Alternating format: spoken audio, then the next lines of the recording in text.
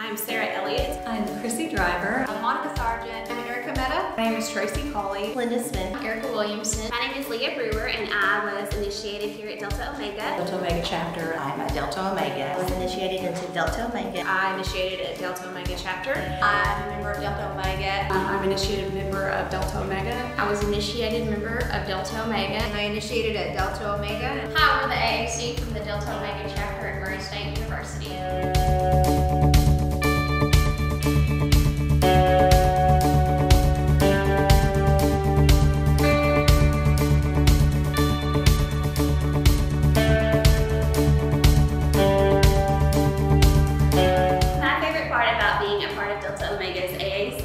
Is this right here, the relationships that I get to have with these women, some of whom I knew in college, and so I get to continue those relationships, and some of those are new relationships that I've gotten to meet these ladies after college, and it's really nice to live out the lifelong AOII attitude. I think we retain members of our AAC just by being such a close-knit group. We help each other out, so it's not more, no one has too much to bear, I guess I would say.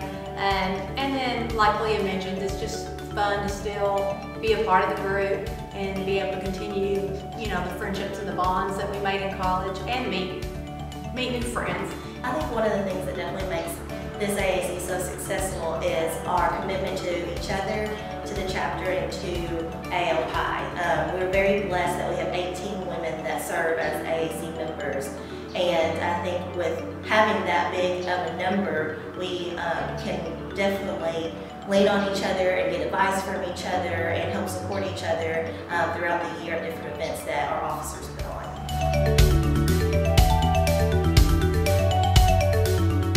A typical week with my officer looks something like a couple of text messages back and forth. We discuss random ideas. We throw out pictures like, I love this, I hate this. She asked for input on timeline kind of leading up to recruitment and asked for advice on things that she should do. I think the biggest thing is we try to meet face to face every couple of weeks, and it puts more of a friendship in the relationship. It's not just she sees me as her advisor and then a person that tells her what to do. It is a bond that we share. Through this interaction with my officer, we become really close and we become friends, and I think we will share a lifetime friendship. I think that members of AAC have a unique opportunity and responsibility to model for the active members the utilization in real life of what I like to call our toolbox, which is our ritual. Learning about and utilizing the tools that we have in our ritual in our real lives and modeling that as an AAC with our relationships with the active chapter shows them how being an AOII really is a forever thing. It's a lifetime thing. And when you put yourself into it and you learn about and live out our ritual, you reap the benefits for the rest of your life. And that, there's to me nothing more inspiring than that. I think being an alumni member means giving back. I know what this has done for me, especially as an alumna. I've often said that I think my alumni experience has actually been better than my collegiate experience. It was amazing and I had a great time, but being involved as an alumna, being an advisor, especially being chapter advisor, I get to go to international events and local events, and it has introduced me to so many more women who inspire me and who are mentors to me and who motivate me to try to do better. And I get to meet so many more actives through the years with each class that have been inspiring to me. But it's just amazing as an alum that the volunteers I've met, the network people I've got to work with, the advisors from other schools, the advisors here at Delta Omega through the years. It's just been an incredible experience as an alumna that staying involved, you really get a lot more out of it. I mentioned earlier we have 18 women on our AAC, and we have a wide variety of experiences. on there. We have women who have served about a month, and we have women who have served 20 and 30 years. We also have people, a couple of the women were chapter advisors when I was in school, a couple were actives when I was active, or in my pledge class even. Some of them were actives or officers since I've been an advisor.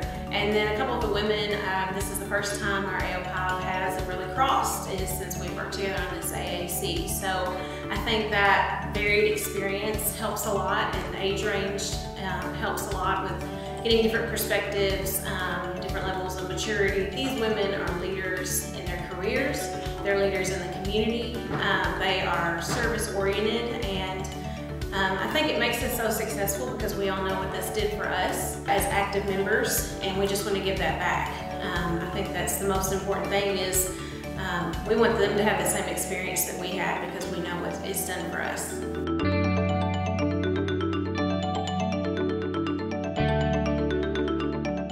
I would tell an AOII who's about to graduate to soak up every last minute you can as an active.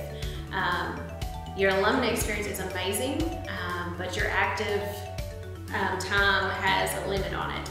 And so people, I know after 4 years, are kind of like, I don't want to go to more chapter meetings, I don't want to do this, but you will never get this time back. So I encourage you to stay as involved as you can in these last few months before you graduate.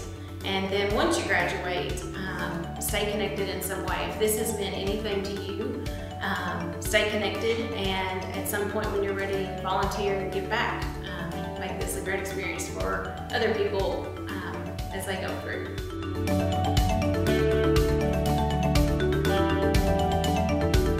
Winning this award was incredible. I was definitely in shock. I never dreamed that I would win such a big award.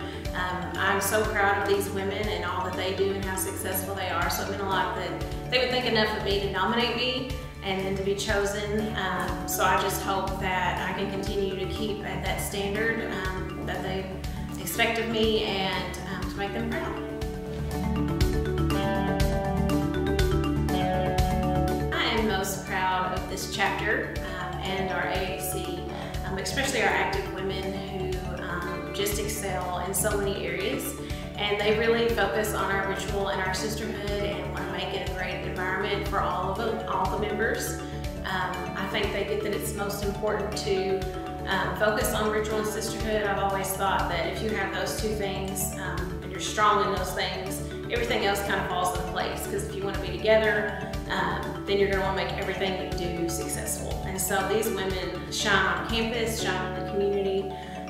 They're just extraordinary, and I love to get to spend time with them, and they just really make me proud.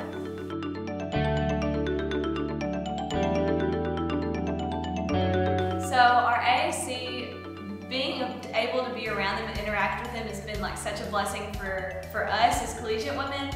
And honestly, I just think that my bond with my advisor is something that I've cherished so much. I've been able to get wisdom from her, not only about like KOR and ritual, which is our office, but it also, she'll send me a random text like, hope your day's going great, and I'll ask her for advice like, hey, do you think this shirt's cute? So that's part of the reason why they're so inspiring, but it's also part of the reason why I feel like they're so successful, not only as an AAC, but like as advisors to us.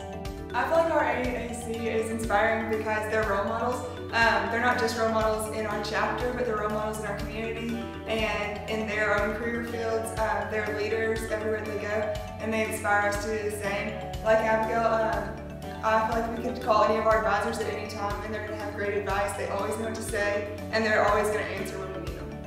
And as Tracy, the recruitment advisor, was saying earlier, I think they're just more than mentors or role models for us. They really try to make a bond with us, and I think that's really important, being in an office kind of together.